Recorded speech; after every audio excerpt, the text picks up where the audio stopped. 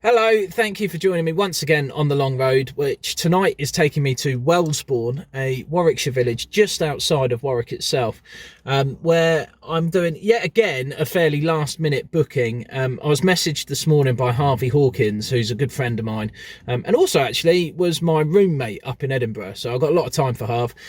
He messaged asking if I could go and fill in the middle spot tonight on his gig. It's the first night for this particular venue, which is a village hall in Wellesbourne. He has pre-sold 70 tickets for it, so it should be a good crowd, and I'm quite looking forward to seeing what the night is like. Also looking forward to gigging alongside Tom Binns. Some of you may know Tom from his TV show Hospital People on BBC. He's also done a lot of things like 8 out of 10 Cats does Countdown in character as Ivan Brackenbury, who's a hospital radio DJ. Very, very funny act.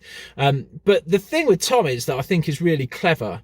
I was talking on a previous video about doubling, the idea that you would do more than one gig in one night and start somewhere and end up going somewhere else.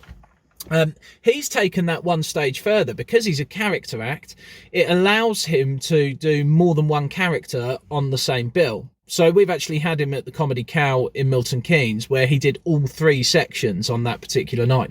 Opened as one character, did something else in the middle, and then closed as Ivan.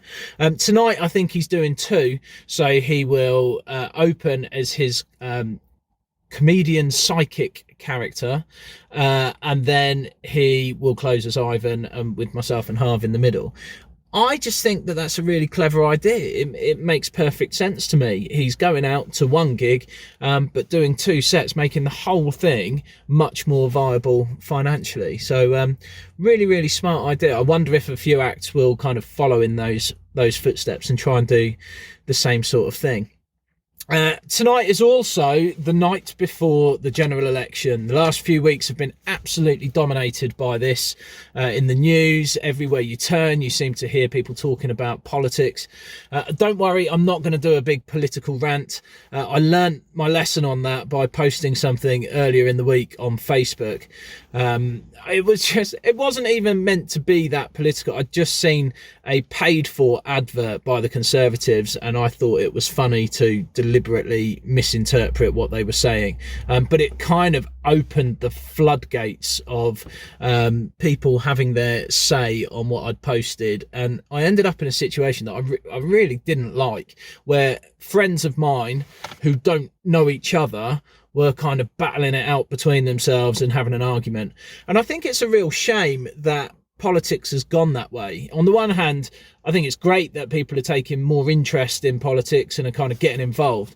But it seems to me that it's become so divisive now that people can't even see somebody else's point of view. There's the art of kind of debate has gone out of it completely, and people are just entrenched in what their view is. So whatever happens tomorrow, I hope that we can move on from that, and I hope that people do go out and vote whoever they're voting for, because I think that that's really important. But more important is that I'm now going to have to do some work on my set, because I've got this opening bit that I've been doing in the build up to the election, where I'll go on and stage and open by saying, "Hello, how are we? We all right? Yeah. All good, ready for a good night of comedy? Good. I think it's nice to start like that, isn't it? It's nice to settle people in, build a bit of a rapport. There's going to be 5 acts on tonight. Every single one will start with going, "How are you guys? You all right?" Just looking for a positive noise, like a whoop or a cheer. Yeah, something that lets them know that it's all right to get on with the rest of the evening. Tell you what they definitely don't want. They don't want you to honestly answer that question. Imagine how awkward that would. Imagine I came out, I'm like, "Hi, I'm Mark, how you all doing?" One guy at the front's like, "Yeah, not so good at the minute, Mark."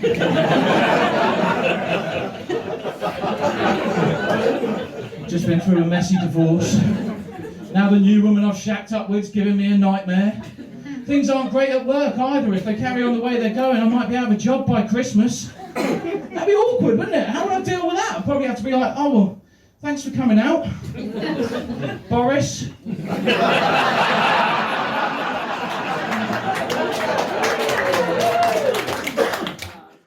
when I first started doing that bit, I was really quite worried about how people would respond to it, and I started kind of trying to scope out, as I turned up to a gig, I would try and scope out what the audience might be, what kind of political sway the audience might have. I mean, comedy audiences traditionally have a kind of left-leaning liberal stance, but that's not true of every audience, and I worried a little bit about whether they would take to that joke or not.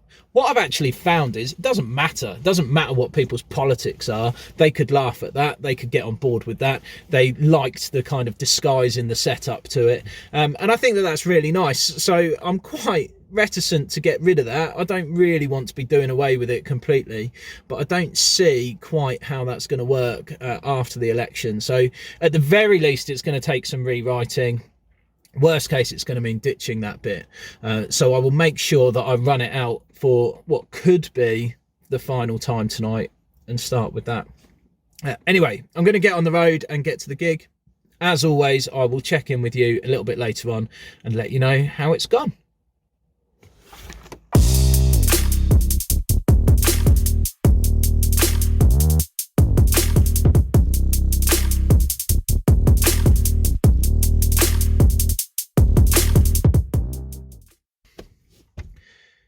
So I've just come off stage from my gig in Wellesbourne.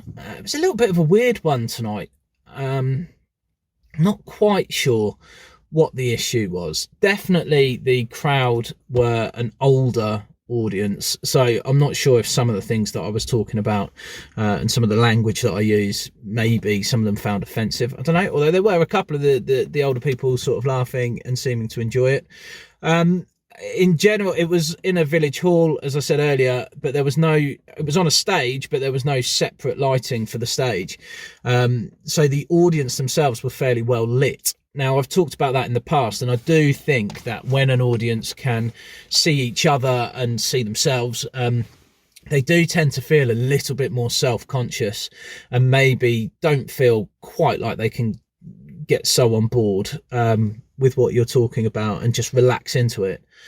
Also, because I mean, we're right into December now, it was a very cold room in all senses of the word, but you know, they had to put heaters on the stage and at the back of the room during the intervals to try and kind of warm people up. Lots of people throughout the show just still had their coats on, so maybe they didn't feel so relaxed and so comfortable, and that stopped them maybe getting into it. I don't know, but either way, I mean, it wasn't one that I really enjoyed. I mean, it did get some laughs, but I just didn't really feel like I had momentum. I didn't feel like there was any point where I had the audience fully on board and was able to kind of run with that. It just felt like each joke was an individual little offering that I was putting out and seeing how they would react to it. But I wasn't the only one. The other acts all came off stage and said exactly the same. So I don't know, sometimes there just are gigs that are like that, and you don't really know what the audience wants or what they're into. And they're just, I don't know, for whatever reason tonight, it just didn't feel like they were quite with me. I did open with the Boris Johnson bit, and that was one of the bits that did go down well. And I was particularly pleased that in the break after I'd been on, a guy came sort of bounding into the little green room, changing room bit that we had, and delightfully told us that one of the people sat towards the front was a Conservative councillor. So that made that bit all the more sweet, I suppose. And also James Cook was the MC tonight, and I did have a little bit of a laugh when James Cook is somebody who I interviewed actually as part of the documentary that I made. And if you ever get to see the trailer for that, you will spot James, because he is the person that made it sound like a movie, when in the trailer he says, you're going to have to do a lot of gigs. How many gigs are you willing to do? And then we cut the music in at that moment and it all sounds very dramatic. So that's James. And as I was going to come off tonight and he was standing at the side of the stage ready to come up the stairs, I sort of did, thanks very much, went to go off. He came bounding up the stairs where there was a doorway over the stage and smashed his head off the door frame, which you know, obviously I was concerned about his well-being, but I have to be honest, I did find a little bit funny, and also then stood and watched, which I've never seen an MC sort of do their bit and go through the next section with potential concussion and trying to fight their way through that. But I was the only person who saw it. The rest of the audience had no idea what had happened. So well done to him for, you know, having that the show must go on mentality. Yeah, as I say, I did the Boris Johnson bit. There's another bit that I didn't do tonight that that talks about people in the Houses of Parliament not being able to agree on things. And I do just think with the election coming tomorrow, I am going to have to go back to my material. Maybe now's the time. Maybe that's one of the things from tonight's gig, is that I'm just need to get the material a bit fresher.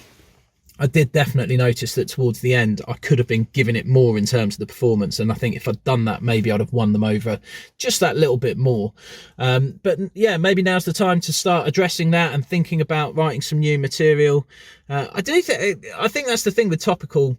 I would like to be somebody who talks about things that are in the news and things that are relevant.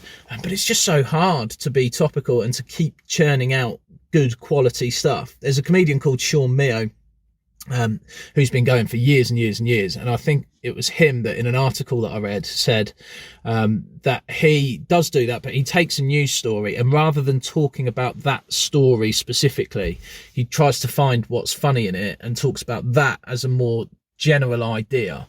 So maybe I'll have to try that, and maybe that's the route forward to finding some more things to write about. But I think, yeah, definitely with how tonight went, with these things in the wider world, with the election, meaning that I've got to have a fresh look at things, maybe now's the time to try something new. So I will give that some thought on the long drive home. Thank you very much for joining me once again tonight. If you do enjoy these podcasts or videos as they're going out on YouTube, please do subscribe to the channels, because it really does help me. I'd like to get these going, or let someone know that you've watched them. I don't know who is watching these. There are a few people, but I don't know who you are. I don't know if it's comedians who are trying to get into comedy or just people that have stumbled across it. But yeah, please do share and tell other people, because it would be lovely to keep doing these and get a few people sort of tuning in. Anyway, thank you very much for listening once again, and I will see you on the next one.